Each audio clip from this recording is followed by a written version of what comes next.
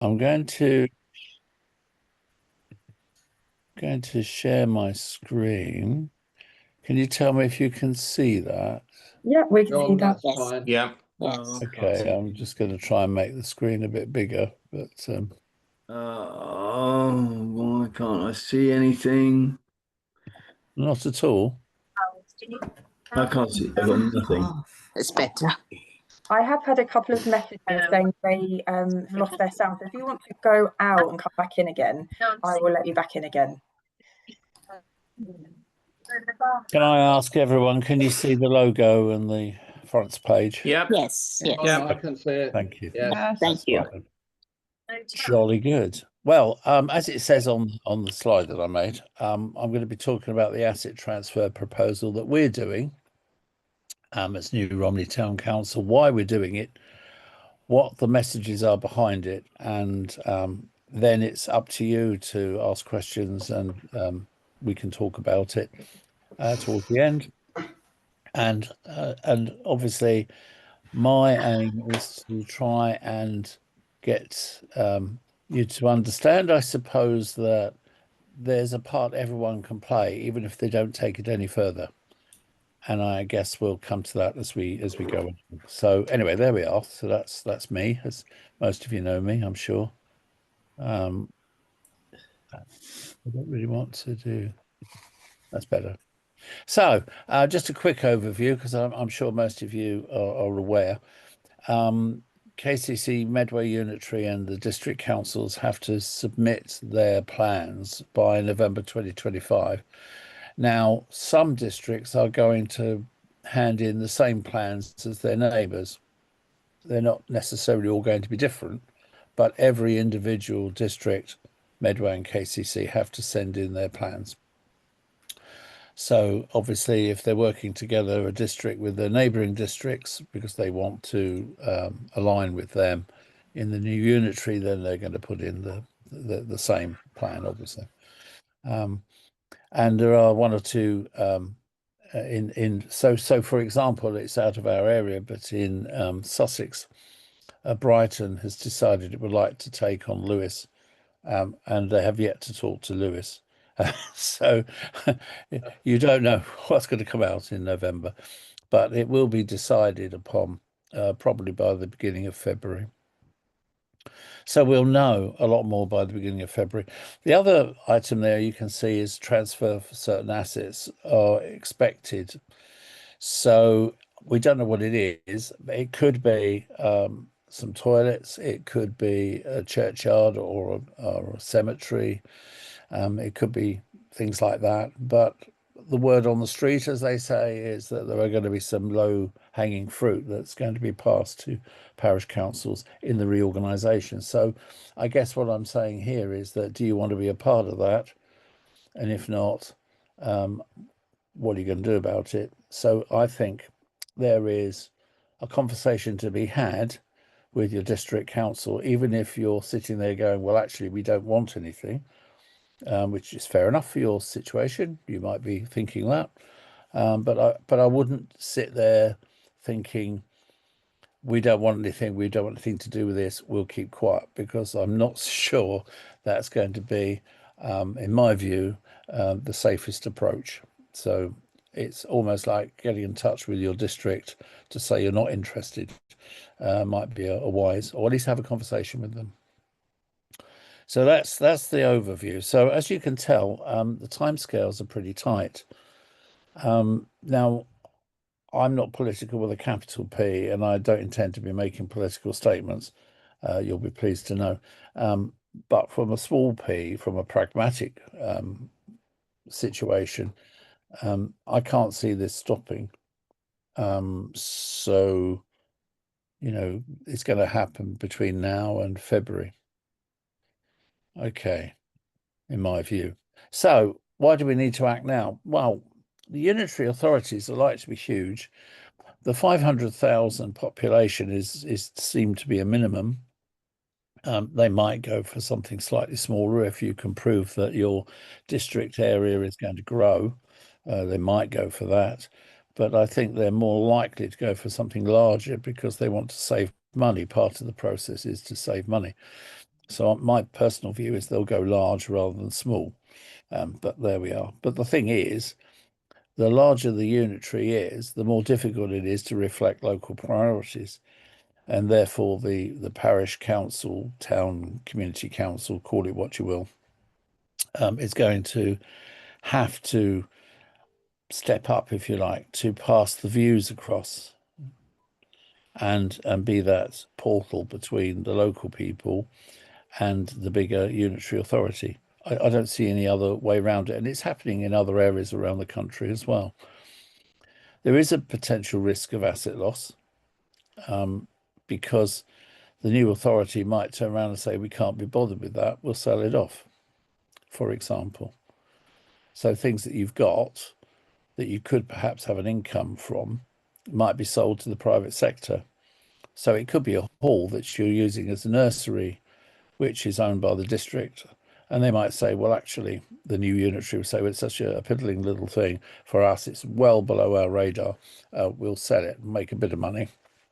And why do they want to make a bit of money? Well, the reason why they want to make a bit of money is because the councils, the district councils that are in debt, all that debt in the new unitary will be lumped together and will be shared amongst the new unitary residents.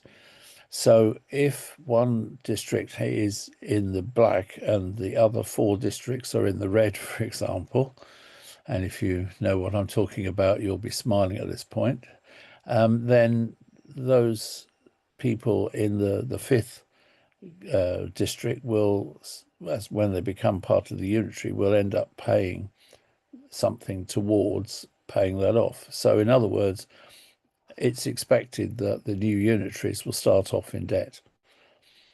So they're going to have to make decisions to raise extra funds, extra capital.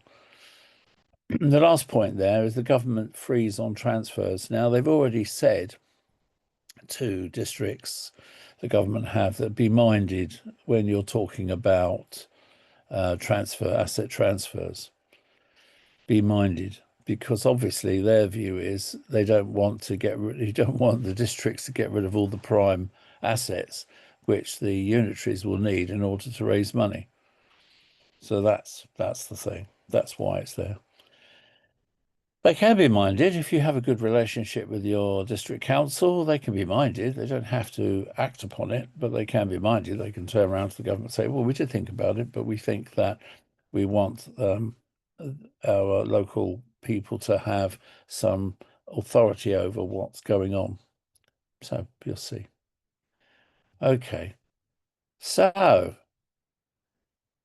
far as New Romney's concerned, the asset registers, we could have gone to KCC, and for some of you, that will be Medway Unitary, of course. But we decided to go to our district council, our next tier up, because we thought about what KCC could probably offer us. And as will become apparent in a minute, we already limited a lot of what Folkestone Hythe District Council have in our area, that we thought, no, that's not our area of expertise and we don't want to tackle that. So going up yet another layer, we felt that was probably not in our interest, because we didn't want to replicate, we didn't want to grow to KCC size, trying to run these things. So we set our sights lower anyway. I know 1 or 2 people have started conversations with KCC, and good luck. There could be something there that you need, but you'll see we've got quite a bit that we're interested in from Folkestone Hythe. I'm going to be showing you part of the paper that went to the town council, which was agreed. In fact, it was the special meeting because we wanted to get in quick in between 2 full council meetings. So that's the asset register we went to, and it was a bit of fun to find, but it was on their website, Folkestone Hythe's website, and we did look into it. And here's the first page. So as you can see, they have UPRNs and asset reference numbers. So we put that into the spreadsheet. We put our own description in, so we knew what it was. Well, I think they put some descriptions in. And then we put cost implications and cost details, because we've got to work up a business plan. Having already spoken in general terms with Folkestone and Hythe, it was decided that it would be a good approach to put a business plan together. In other words, it makes it clear that we are going to Folkestone and Hythe saying we need some income generating opportunities in order to take over some of these things. Oh, and by the way, we want to take these over because we want to guarantee they stay in local control. That's how we set about it. So I want to make it very clear to everyone, we approached Folkestone and Hythe District Council. They did not come to us.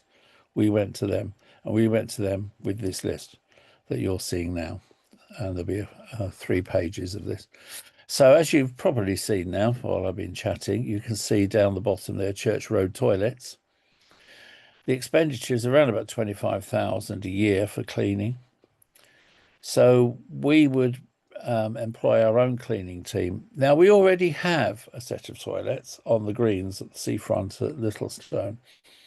And that's only open for the 6 summer months. And that costs us 12,000 a year to service, and we get nothing back from that. Other than the service of having the toilets, obviously, but nothing financial back. So we already run that. So we know how much it costs to run toilets. So we're pretty firm up on that. So for us, it would be cheaper and better for us to employ our own cleaning team. So, £25,000, that's a lot of money. But as I say, we're already paying half of that for one toilet for 6 months. Church Road car park above, you will see that's usually £40,000 income a year. But we would put £6,000 of that away for a rolling maintenance fund. So effectively, we'd only make 34,000 only, I say. That's quite a useful sum to have. If I go on to the next one, so we've got a one-stop shop, which is a business that runs in a part of our land, just off our land. And we think they make about 24,000. We are going to find out what the actual incomes and costs are, but I'll come back to that later. Little things like the one underneath, the grass verge near New Inn. Now, we look after that anyway because it's in between 2 verges that we own. And it's about, 4 meters by 2 meters. It's such a small little thing, but it doesn't belong to us. And we're saying, well, would a unitary authority be interested in running that, looking after it? Well, we're doing it anyway, we might as well have it. So there are some sensible conversations. What you won't find there is an industrial area called Mountfield Road. And that's got a series of about 9 or 10 different industrial units, the type screw fix and places like that. And they belong to the district council as well. We're not into that. And also it shows the new unitary that we are trying to help them keep income stream, a much better, higher income stream than some of these here. And we're not trying to take on the world. We're being sensible. So the initial list that we had, as I said earlier, had a lot of items on it that we felt, no, that's not for us. So we've been quite critical of what we thought we could do based on what we already do. So there we are. Okay, so let's try and do this. That's better. Charmaine, we've got 2 people waiting to get in by the looks of things. So what have we got there? The RNLI Inshore Rescue Boat Station. Obviously they don't have freehold, they have a leasehold. Well, we would like to take that on because we want to work with the RNLI to make sure that they get what they deserve and want. There's no guarantee that the large unitary, I mean, would they take on a national institution? Probably not, but you don't know what increase in rent they might want for that, and we might have a different view. Get another car park, again another maintenance fund, toilets, agricultural land. Now they're 2 bits of a field basically, and they just need some looking after. but we could rent that out. There's sheep nearby, so they can keep the grass down. So, I mean, it's protection as well as keeping it safe. Okay, here we go. More open space. St. Nicholas Churchyard. Well, we don't, it's a closed churchyard. So the district looks after it because we didn't in the past take up the offer of looking after it. But we feel we might want to do that because there have been moments in the past when grass cutting and maintenance hasn't gone as smoothly as one would like, and we would like to make sure it does to help our residents. You'll see at the bottom there, we said that the Station Road play area, in fact, the play areas in total weren't on the list. And we were concerned about that. And we thought maybe that they had a different list for that, which we're waiting to find out. But there we are. So there is money set aside for that. Okay. Now, you're probably sitting there thinking, gosh, that's a lot. That's quite a lot there. If you were to find out what is held by your district council in your area, you might find there's nothing. Well, fair enough, then there we are. If you find maybe a little piece of land or, whatever, at least you can make a decision about whether you want to do anything about it. But I do think it's important for your own peace of mind to actually at least look at the list of what your district council holds in your area. As I say, it might be that there's something on that list which the unitary will want to get rid of. They don't want to be responsible for things like that. I view it as a ship's bridge, and they've got the radar. So the new unitary is sitting on the bridge of the ship, looking at their radar, and their radar is looking up and above. And smaller things are below their radar. They're not really going to be interested or understand. They've got enough to worry about with the bigger things, and certainly raising the money and looking after things. So they might be, as I've said earlier, selling things off, or they might turn around and say, you can have that. And you might be going, we don't want it. Or you might be going, yes, okay. But what you don't want to be is you don't want to find you've got two or three things. They give you the one that's costly, and you don't get a chance to get the one that's raising money to offset that. That's the thing. So I would urge you all to find out what is being held by your district council in your area and take it from there. At least you can hold your head up high and say, well, we had a look. Because it would be awful, wouldn't it, if things turn out somewhat differently after the unitary's taken off. That's my view. Right, okay, so here we are. Additional year one expenditure. So you can see things like we increase our caretaking team. We've got 2 caretakers. We would increase to a third. Discuss this with the caretaking team, so it's not off the top of my head at all. We've had discussions. You can see how much the additional kit would be. On cost for the additional member, about 45,000. Toilet cleaning costs in total 75,000, and annual maintenance fund would be about 23,000. So the whole cost would be 158,550. Now, bear in mind that most parish councils are small.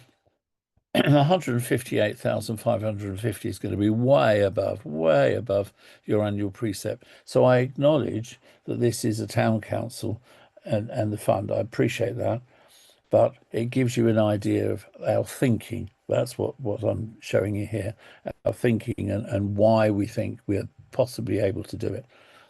So income from the car parks we have as 85,000 estimated.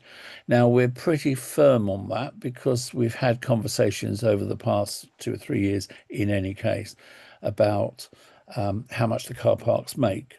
So we just looked at our notes because one of the things that the people in the town want is free parking for the first hour and to maintain the 6 p.m. cut-off for parking. Now, if they were ours, we could do that. The chances of the unitary authority keeping prices as they are, giving the first hour free and leaving the parking charges at 6 p.m. is pretty slim, I would suggest, because some of these unitaries are going to be about 200 million short. So, it's going to take some time before we do that. Oh, my wife's brought me a coffee. What a wonderful, wonderful, wonderful thing. There we are, halfway through a presentation. It's good. I wonder how much that's gone the spreadsheet for. Okay, so it's a lot of money. I appreciate, but we've got a shortfall of about 50,000, 49,550. Well, you could look at 49,550 and say, well, that's ridiculous. That's far too much money. But it's all relative, isn't it? It's all relative, and for us, it isn't. It isn't that. It's a lot of money, but it doesn't affect us as much as you might think. But as I say, if your annual precept's 3,000, then obviously you've got to look at that figure and say, well, this is totally out of our league. I'm not asking you to do what we're doing. I'm just asking you to think about, do you need to know what's in your area? And you might, as I say, think about not doing anything, and that's fair enough. But you might think about doing one little thing. So 49,550, a lot of money. So what does that mean in real terms? Well, the worst case scenario is we don't get any extra money from the car parks and so on, which I'll talk about again in a minute. So we worked out that it's going to be an extra £1.30 a month to the bandy equivalent. Now, to sell that to the electorate would be reasonably straightforward. I mean, I hope the majority would like it, because there is a huge head of steam for people to have the first hour free in the car park and to keep it at 6 p.m. and not to put the prices up too much. So if you were to say for £1.30 a month, you get the first hour parking for free 7 days a week, I think that would go down very well. And for £1.30, a lot of people, they'll pay a lot more than that each day for a coffee. So, obviously you've got to put it to the town, the people of the town and the coastal ward, but, hopefully they would agree it. So, it's not as bad as it sounds for us. That's the key. For us. So we talked about the car parks.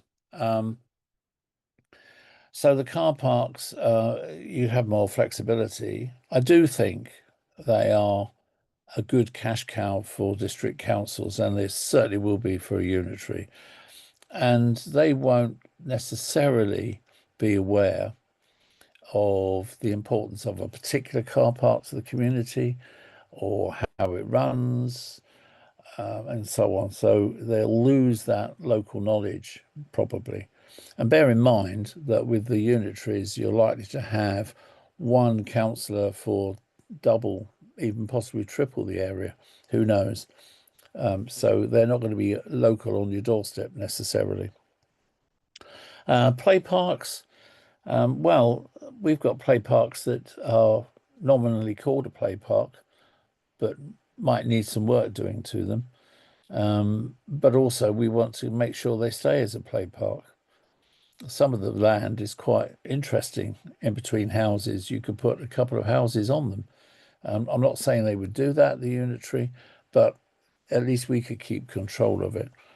And green spaces, same thing. Okay, there's a theme here, as you can probably tell. So we want income generating assets to offset that, don't we, for sustainability. So the car parks are an obvious one. We've talked about that. Beach huts. Yes, we've got beach huts. Some of you might have beach huts as well, but we've got beach huts that are ours. And there's also some new beach huts going in on currently Folkestone Hythe District Council land, which are alongside our ones. So, Oh, and by the way, the car parks, before the 1974 Local Government Act, those car parks belonged to New Romney Borough Council. We were a borough council before a town council. So we're only asking for our car parks back, really. And the beach huts, as I say, they're another income generator. And there are some rental income from leased premises, as I've already mentioned. So it's important when we're talking to the district council to include those, because that's what makes it viable. And I think, and I'm not the only one to think this, I've spoken to quite a few uh, district councils, district councillors, that I think that the income opportunities for parish and town and community councils are going to be diminished once the unitaries are there. So if you want to get in now in order to try and get some more income, I know of one place that's got a hall in their area which is leased out by the district for a nursery. Um, and I mean, if you took over that building, the nursery money would go to the your council.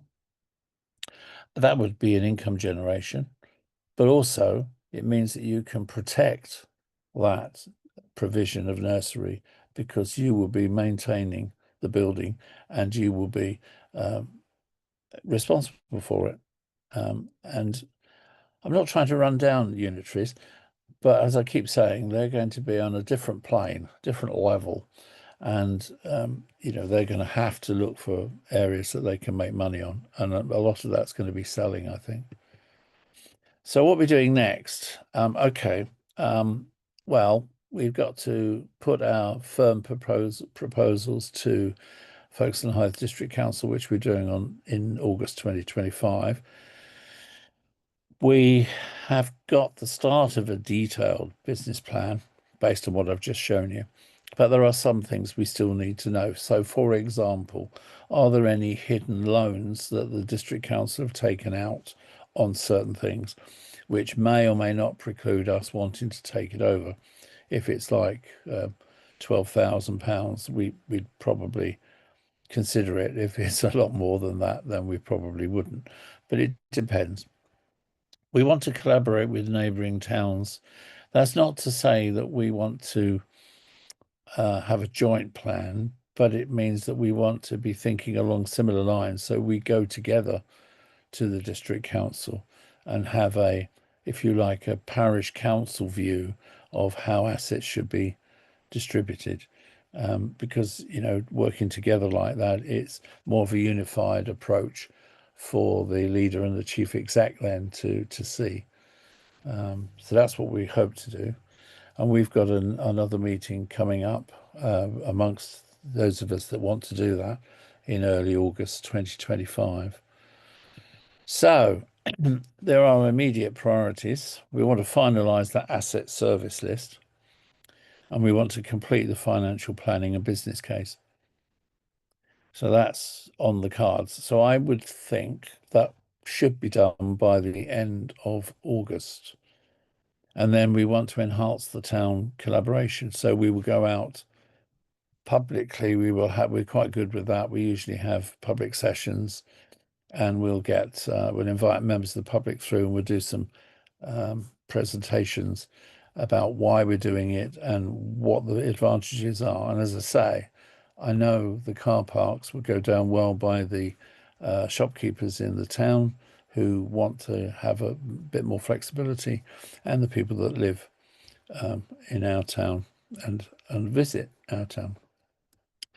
So hopefully that gives you a sort of an overview. I hope it's gives you the reasons why we're doing what we're doing. And there are probably a lot more questions out there. But before you all start, I'll stop sharing. Before you all start, as I say, I'm not telling you to do anything. I'm not telling you to do anything, but I am explaining why we're doing it. My only suggestion is, and as I've said a couple of times already, is that you should at least find out what assets are held by your district council in your area. Some, there won't be any. Others, there will be some. And at least you can make a decision there and then and go, no, we're not interested, or, well, maybe that one would be quite useful. And then when the reorganization happens, and things develop, like we're going to have to change this, we're going to have to do that from the unitary's point of view, at least you can turn around and say, yeah, but at least we discussed it and we thought, well, this is the answer. Well, there we are, half an hour. So bang on time. I hope that's of use. I'm not going to be able to see all your hands go up, so I'm going to let Charmaine. I can see Emmett's going up straight away. Yeah, so if we take Emmett and then we'll go over to some of the chat questions, and then we'll take Sarah's. Okay. Good morning. Can you hear me? Yeah. Yeah. So, John, can I first of all thank New Romney Council for the work they've done on this? Because actually, knowing the concerns around this, a lot of issues were swirling within my head, but also within the council itself, Sandwich Town Council. So your work, I dipped into, saw your approach, and was able to use it as a basis for what we've done at Sandwich. So that's all good. I have engaged already with Dover District Council, positive in the sense of that they were happy to talk with us. And we've actually got a detailed meeting on the 31st of July with hopefully some of the officers who have responsibility for the assets, with the chair of the council. So that's all positive. However, just 2 points I was going to make. Firstly, it was very clear at the start of the meeting I had with the chair, just him, a couple of weeks ago, was where there are revenue generators that currently sit within the district, like car parks. They're very unlikely to be willing to pass those down. So that's their principal starting point. Also, they won't, and I can understand this, they won't be separating out monies that they raise from certain things that we might get and then give us the money with the assets. And also, what they won't do is pay us to take away an asset. So, in effect, if we have a conversation around assets with them, the principal position from them to start that conversation is if an asset is agreed to be transferred, nothing will come with it. And some assets are going to be ring fenced. So that's point number one. And just the second point, great, you've done your costings, and we need to get the detail from our district council to do the same. However, I will just share that councils, any parish council needs to be really aware that just to actually get to the point of a transfer will involve not insignificant costs. So, professional advice, for example, if you're taking over allotments, you might need to consider the environmental assessment, the need to do that with a specialist. If you're looking at buildings, you might need to get structural survey carried out. Anything that you take on will have an insurance implication. And then, of course, and you've touched on it in yours, but there are future maintenance costs. So we've got some toilets. We already provide a service. We pay for that. If we take the buildings over, which is common sense because they were closed by the district council previously, but we're running them now. They've not been refurbished for years. So there is a significant cost likely to hit the parish council within the next 5 years in terms of maintenance. So I'm just wrapping that up. They're the sort of things, and I'm not sure I picked it up in terms of what you've done so far, the sort of the upfront costs of actually making these things happen. Okay, well, the conversation I've had to date with the leader of Folkestone High has been that they are particularly, well, at the moment, they're particularly keen to be able to help us transfer money raising assets, including car parks are a possibility. So, and I think other districts have got different approaches again. So, I am aware of Dover District Council's approach already, funnily enough. So, everyone's going to be in a different boat, to be fair. Yes, we already have a large account for legal fees, so we would take it out of that. So we're not, we've already got a fund for that. So we're not expecting to have to raise any more money for that, is what I'm saying.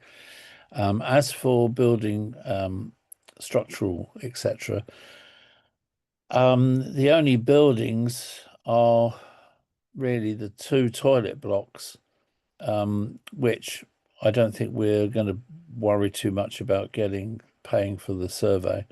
I don't think they'll be too long and involved, to be honest. And they are in the current, I think they're in the midst of refurbishing the toilets anyway. They've just done one, so we might be in a lucky position in any case. But you are quite right, there are other on costs. But what we wanted to do first was to find out if they were willing in the first place to transfer those across to us. Yeah. And then we would have a look at that's the business plan that we're talking about, isn't it? That we've got to put the other costs on with that. Um, I think the car parks in the whole and the one-stop shop, which is a very small building, which is a computer IT place. I think they will probably produce a higher income than I think we put a small c conservative estimate in there. Okay. But that's what will happen. There are 2 outcomes for the business plan. One, the council says it's too expensive, we can't do it. Or the other one could be that simply the folks in the Hythe turn around and say, well, we're not doing it after all. They don't Yeah. have to. So, I mean, I'm not naive to think that just because we're doing this work, we're going to get what we want. We might only end up with one thing. Might end up with the churchyard, which I think is more than likely for all of us if we've got that, to be truthful. But anyway, so yeah, Emmett, I appreciate what you're saying. I'm glad you've made the move as well. Yeah. And hopefully the business plan for us works out that it's affordable. I think the public will, even if it went to £1.50 more a month, I think that bear in mind that they are really strong in this town about the car parks and the charges, first hour free. I think if you turn around and said you're paying £1.50 a month, but you can use the car park the way you want to use it, I think they probably go for it. But time will tell. But thanks anyway. No, but thanks for the work you've done. It's appreciated. Okay, John, if I may, I will just take some questions from the chat. So the first one, are you expecting the district council to ask for money for the open spaces you want to take over? We are interested in taking ownership of open spaces, but concerned borough and district may want money for them, even though there is no income from them. Well, first of all, there is one play park that we've been after for 4 years, and we were promised to have it. They should be giving us some money towards it. The problem we've got is the money they want to give won't cover the cost of the new fencing that needs to go around the play park. We think the fencing alone is £46,000. So there is an issue there, but that's been running for 4 years.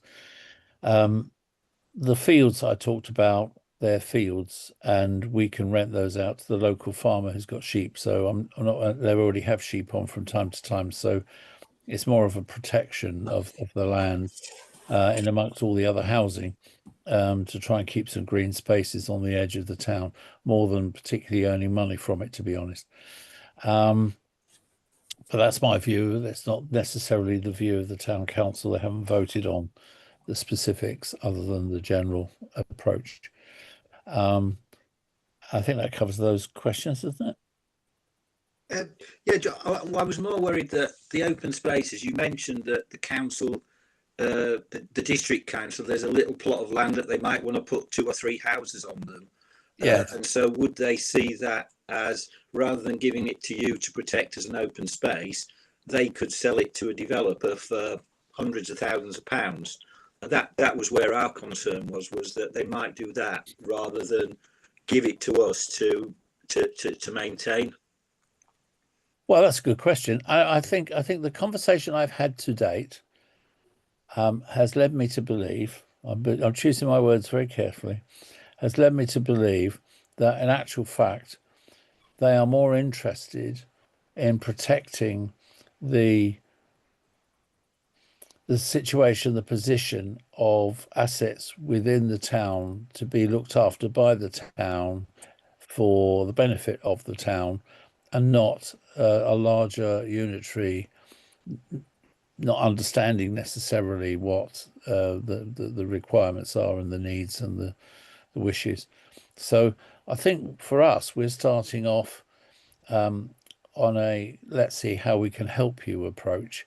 But of course, it might be a step too far for them or for us, as I say. But I think for us, it's more likely that because that land's been open for years, decades, and they've built all around it. They didn't build on it, and they've had the opportunity for decades to build on it. So there must be a reason why they didn't.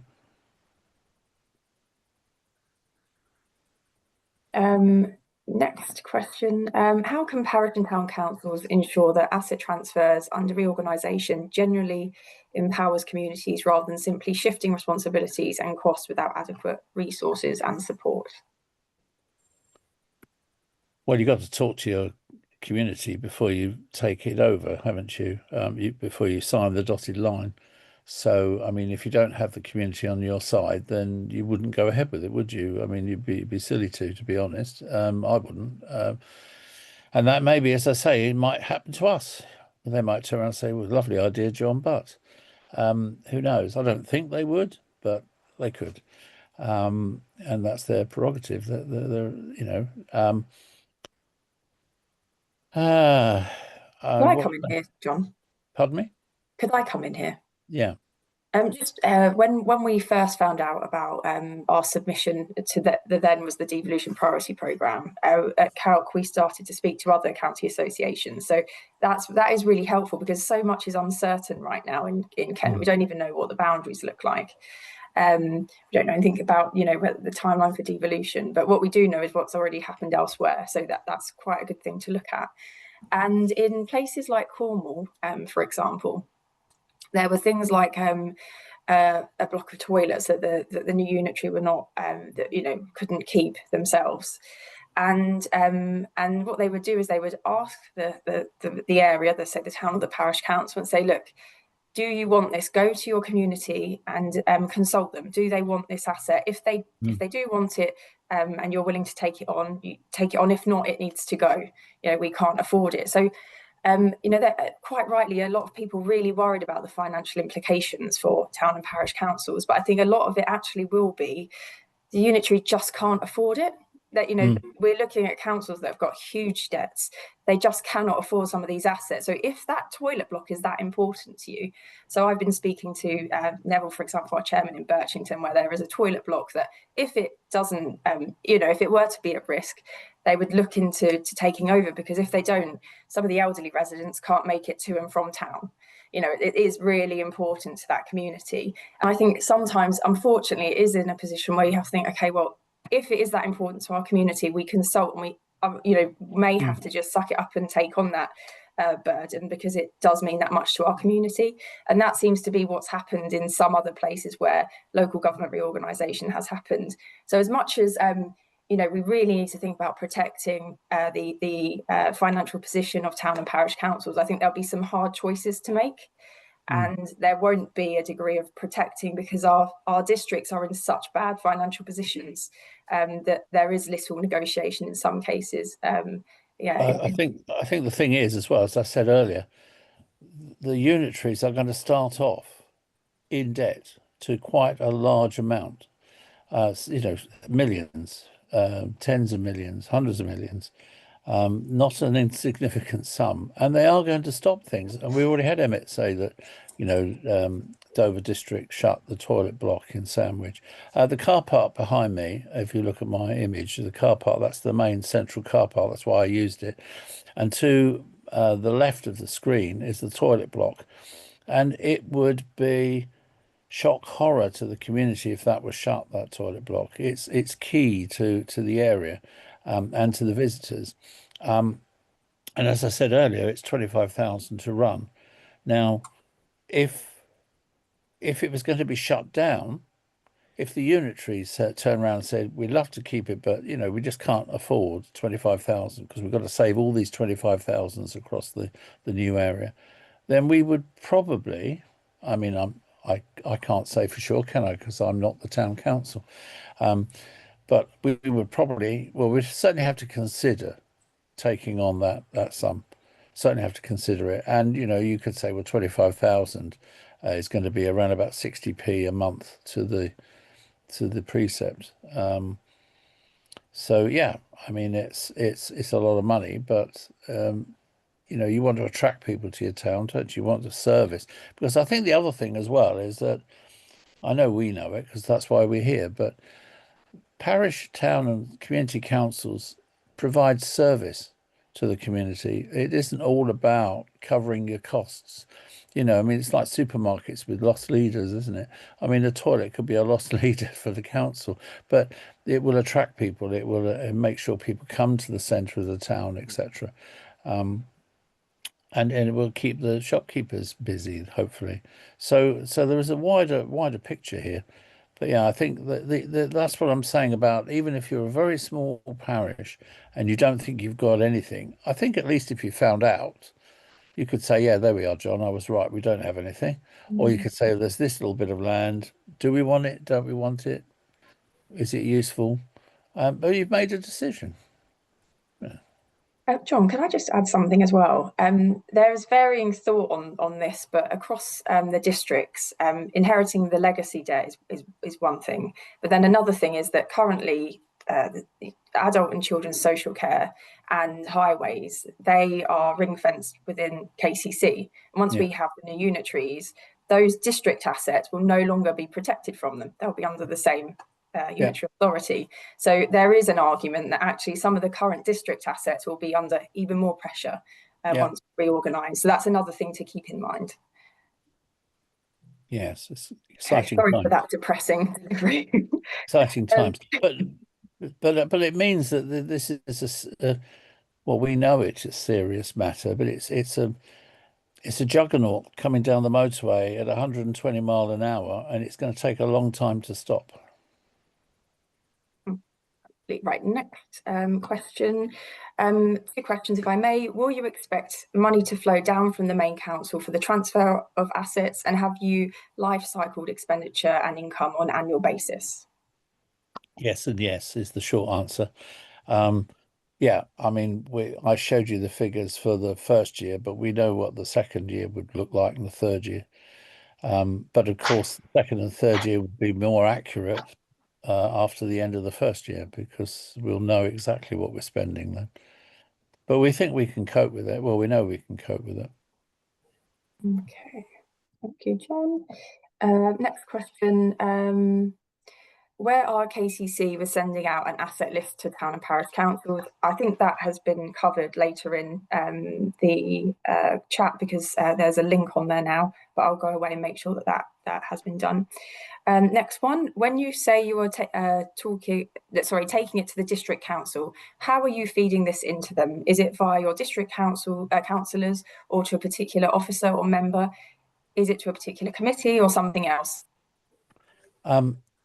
It's not my job to tell the leader and the chief exec how they want to proceed.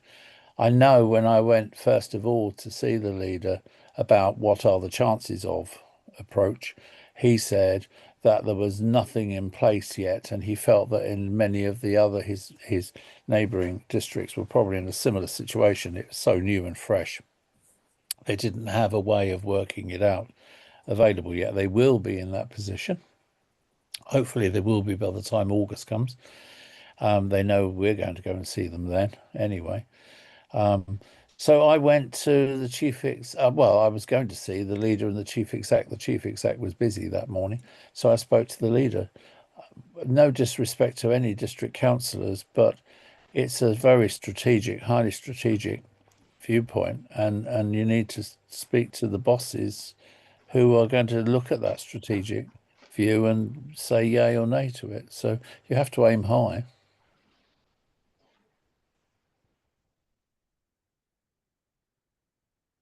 Right. So next question.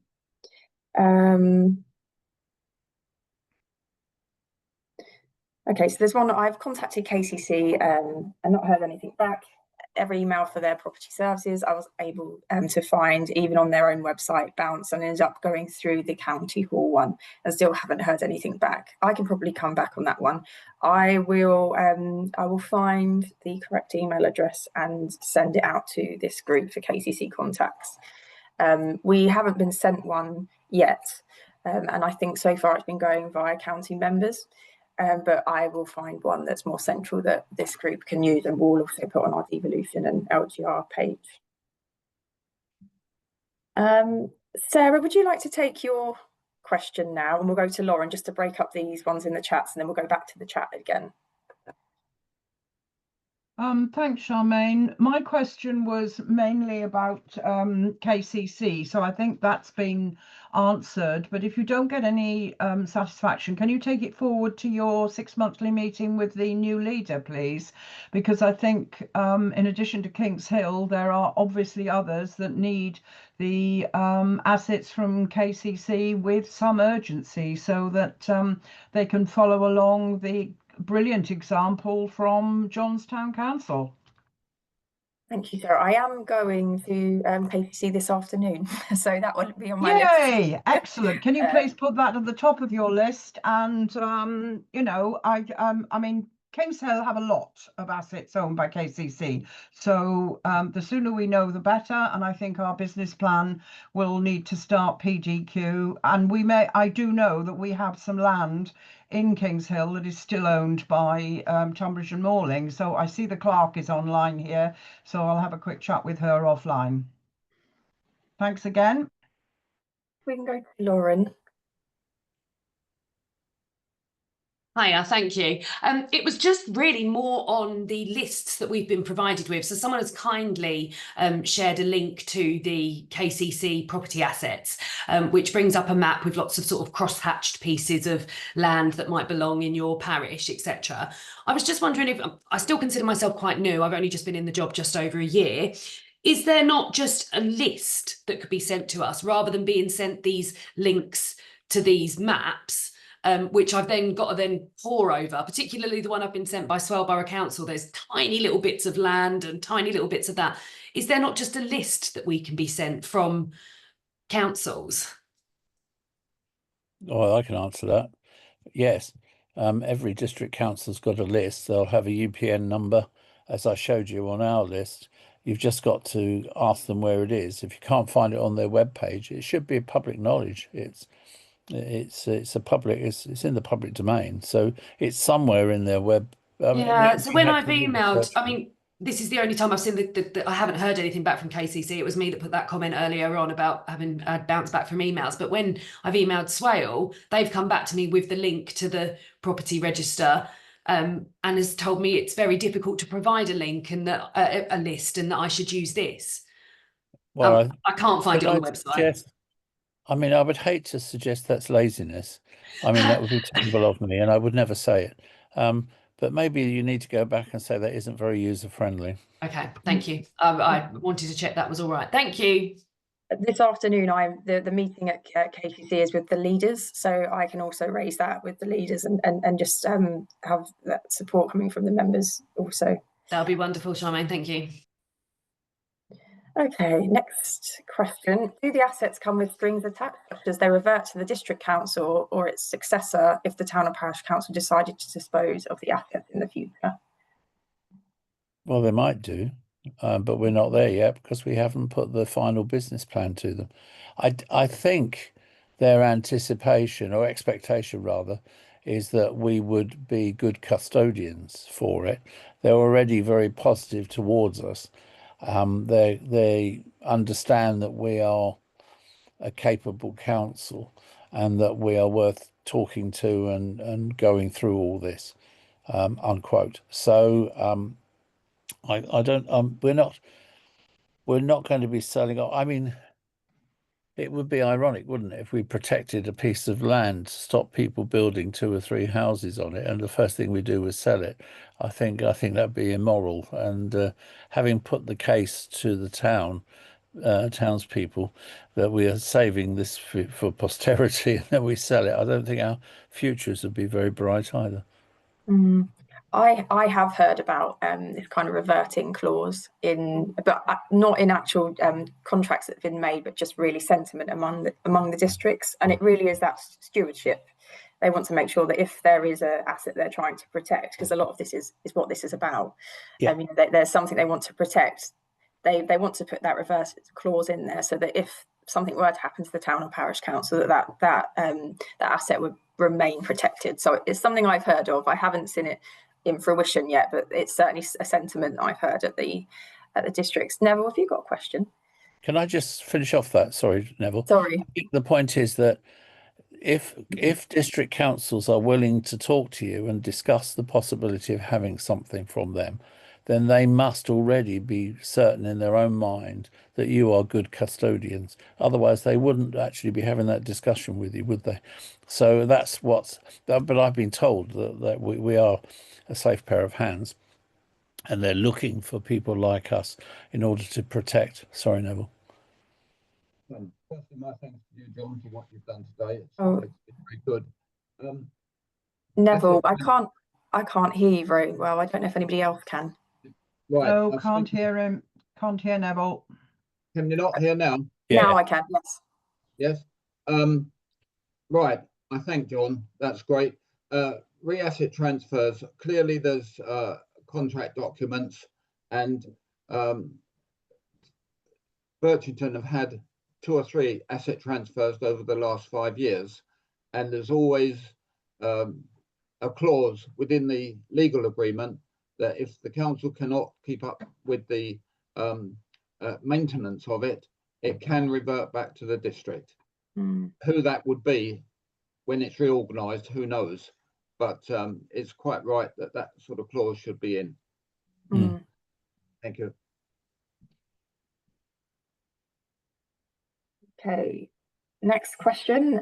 Is there any way to oblige districts to transfer revenue generating assets, or is it purely at district discretion? Discretion. And there's In no fact, way around that. And no, there's none. And to be honest, Ian, it's there is a lot of pressure on them not to do it in the first place. It's because they want to protect their local area, which they are in some respects closer to anyway than the unitary will be. That's why they're doing it, but there's no compulsion at all to do any of this. You must have a very helpful district council then.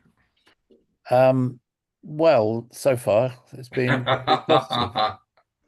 Thank you. How will transparency and accountability be ensured in high value asset transfers? Something in accountability? Transparency and accountability. Oh. Well, transparency is going to be crucial, whatever we do. Everything's going to be out in the public domain. The sheets that I've shown you today are in the public domain here. They're on our webpage, and people have had the opportunity. We've only had one piece of bad press. That wasn't aimed at us. It was aimed at the district council, which I found quite amusing. But it wasn't against us. Accountability, well, I think we must be the most accountable sector in the whole of England. I mean, we're very accountable as a council, aren't we? I mean, so I don't see us being any different. It would just go on our asset register, and we'll carry on being open and transparent and honest about our asset register as we are currently. It would just have more things on it. Will these decisions be for one district, as there are likely to be 3 or more joining together as a unitary? Well, that's why you want to get in now and not wait. If you came to our EGM, the message there from the officers of the district councils were saying that don't do it now, wait until the unitaries get in, and then you can have that discussion with the unitaries.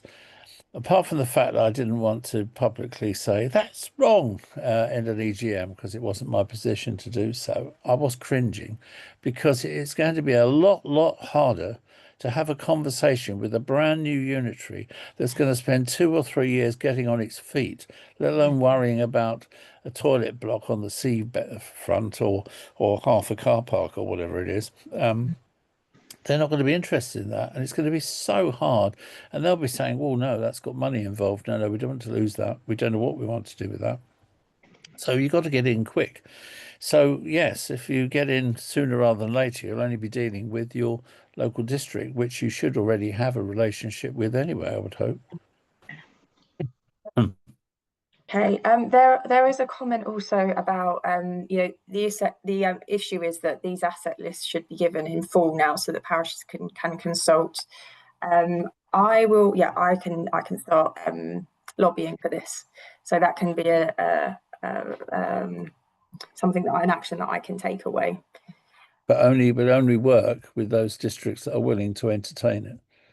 Those that aren't willing to entertain it, and there will be a few, they're not going to play ball, are they? So you still, the worst comes to worst, you can put a freedom of information request in, and they have to do it. But it's in the public domain anyway. So. We also have a comment. District council auditors have made it very clear they will be watching very closely any asset transfer proposals pre-reorganisation. And if they are not business as usual transactions and appear to be based on to avoid unitaries taking on assets, they will be prepared to intervene. A pretty thin line to negotiate. So how is this issue being tackled by local councils and their districts? This is something that we've actually been, Sevenoaks, there were a couple of assets that Sevenoaks wanted to transfer to two town councils in that area. And they had an issue around this the same. So Section 151 officers have been told to be mindful of the new unitaries when they're making asset transfers, which is extremely vague. And that interpretation can be, one be like, well, we can't transfer anything, whereas others are really looking at it in a different way. I could get a statement from Sevenoaks on this, but it is a really tricky. It is very difficult in terms of the districts at the moment, especially those that know that they will be leaving that legacy debt of giving anything away that might make that balance look worse. So it's a balance of financial position, but also stewardship of assets and services. So I don't think there's a good answer to that one, and I think that's one that we'll be fighting throughout this until the new unitaries come in 2028 and beyond that.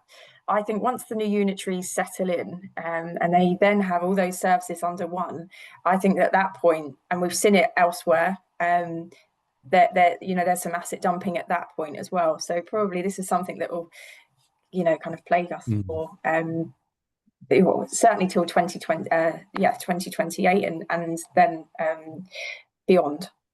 Well, I think it's going to be the first session of the new council for 4 years. I mean, it's asset shedding. It will be because they'll just shut things down if they can't, and they'll maintain the building probably until later when they know what to do with it. I think it's asset shedding, not dumping, because they're not necessarily going to give it away. In terms of whether or not, as I said earlier in my piece, that it's the councils have to be minded, district councils have to be minded, but not all districts are going to be concerned too much about that. They will think about it. They are minded. They're being minded, but they're still going to go ahead with it. We in New Romney are not talking about the big things. I said that, didn't I? The industrial units we've got, etc. We're not interested in running that. Let the new unitary have that. They'll make quite a lot of money from that, so that will help them. But the piddling things, which are below their radar, the smaller things, they won't affect them really if they don't have that, but it will make a big difference to us. So that's where we're coming from. I'm not going to read out all the comments in the chat, but another question: there must be a tipping point where the economies of scale no longer work for a district council, for instance, in running toilets, parks, and open spaces. What happens to the residual assets and services? Well, they'll be shut or sold. I mean, that's the thing, but it won't happen. It won't be the district council to do that. The district council will still have them, and it will just be handed over to the unitary. But the unitary is going to have to make decisions, aren't they? They might turn around and say, no, it's okay. We'll keep it all as it is. We'll keep it all running. But they're going to be, some new unitary is going to be over 200 million in the red. And you know what they do? The car parks, they put the charges up. They make the hours longer. They include Sunday afternoons and evenings. They'll do anything to get more money. And that would make a bigger effect on your lives here than it will do to the unitary. Philip has his hand up. I just turn everything back on again. If you want, I can send to you Sevenoaks disposal process. Some points coming from this. The council's default position is to dispose by way of auction. Boom, boom. So they are looking for income from it. One of the situations we've got throughout our district is that when about 30 years ago, give or take, the West Kent Housing Association took over the council homes. They only did it providing they wouldn't have to take responsibility for the greens, for the grass cutting and the greens. So Sevenoaks District Council was left with the greens, and it's these that are now being looked at by the parish councils, because yes, we'd like to cut the grass, but it's going to cost us. And we're a bit miffed that the district council wants us to pay their legal fees in disposal assets. Bit cheeky, but that's the way of the world. But if you want to get the policy, I can send it to you, Charmaine. Yeah, that would be really helpful. Thank you, Philip. Okay, I think that's all the questions now. If you'd like to raise your hand if you have any other questions. I think one thing while you're waiting for hands, that illustrates, doesn't it, Philip, that every district is going to have a different approach to this whole caboodle, and that doesn't help us when we're trying to plough our way through it all. But I think the message from this is find out, have a discussion, make an interim decision. That interim decision may lead instantly to a final decision, like, well, we're not going to do anything, or it might be like us, go to the next stage and see what happens. But there's a clause in every stage, isn't there, which you say, nope, that's it, or yeah, that, but not for the rest. And you've got to be flexible, but I think you've got to go for it, even if it's to instantly turn around and say there's nothing there for us. I think at least you can turn around to your electorate and say, yes, it is a bit messy at the moment, this new reorganisation with the unitaries doing this. It's going to take them, I think it's going to take them 8 years to get into the real swing of things. And that's the same for anyone. I mean, it's a big organisation to get going, isn't it, and take on. But at least you can let your electorate know that you've considered things and you made a decision. And hopefully you've had an open evening to talk to your parishioners about it. Anyway, there we are. Hopefully you found that useful. John, there is one more question. Did you consider business rates in your car park calculations? Ours at Dymchurch are huge. We have considered them. We don't know what they would be, and that's part of the business plan. That's the next stage. Okay, very good. All right, there are no more questions. I don't think I've missed anybody out, but please let me know if I have accidentally done that. No, and if you have any other questions, if you could email them into Laura, we can get an answer to them. But it's been really helpful actually from my perspective, because there are some things like getting the asset lists out that I can take forward now that that hadn't really we hadn't realised was a problem before. So thank you for raising that. Okay, well, have a good day. Thank you, John. Yeah, Thank you're you, welcome. John. Thank you, Take care, all. Charmaine. Well done. Thank Well done. you. Okay.